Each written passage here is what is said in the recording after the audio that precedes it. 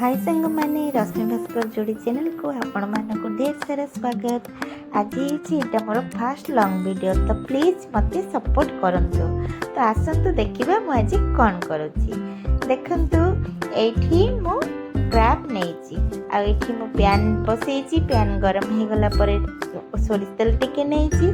सोरिष तेल गरम होला परे तेजपत्र आ किछि प्याज पकेकी मु टिके भाजी दउची। देखंतु मैं एठी भाजुची टिके भाजी हे गला परे मो एठी गोलमरिच आ लवंग दालचीनी रो टिके दरदर खंड पेस्ट करके दे देची।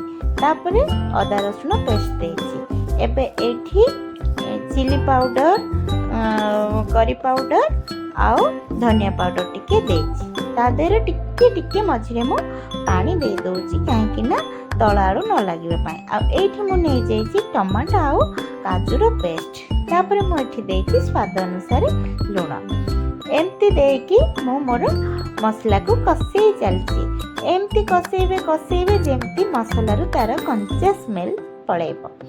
आ मझे मझे मु एमती मसला पानी टिके रखी थाए ताकू भी दे दो था जेमती कि तळ आड़ू न लगिबो। एठी मु आलू को टिके फ्राए कर दोची। आलू फ्राए करके पकेले टिके भल लगे से मुझे आउ गोटे कड़े आलू फ्राए करपटे देखु मसला कषि गला मु टिके काश्मीर चिल्ली धनिया पाउडर मीट मसला आउ दालचीनी पाउडर एमती आउ टिके टिके करके देदेली। एबे से मसला कषि गला मु कंकड़ा देली। मुझे सांग मैंने कंचा कंकड़ा नहीं कहीं मु भाजिकी कंकड़ा नहीं जे देखु कंकड़ा सफा कला बेले से जो ता देहरे किछि किछि मांस थाए से कड़ाई रे लागी जाए से मु कंचा कंकड़ा नहीं मसला रे कषाए।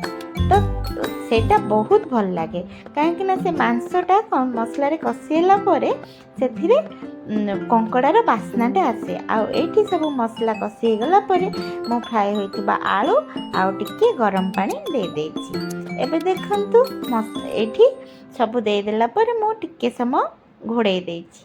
10 रु 15 मिनिट मु एमती घोड़े की रखी देछि। ताकू किछि समय एमती फुटिबा को देबे।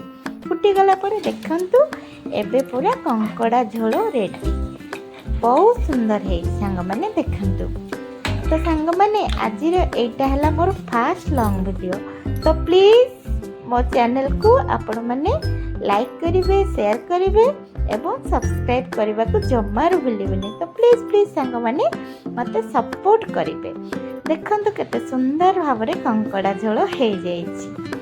केते बढ़िया देखा जाउछि ना सांग माने देखंतु बहुत टेस्टी हेछि।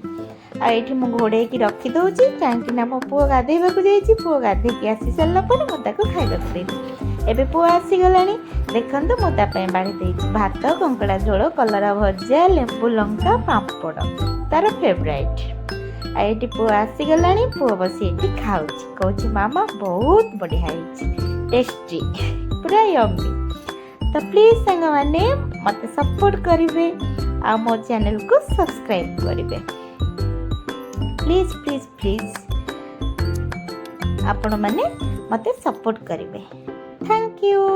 Thanks for watching. रहउछि नमस्कार।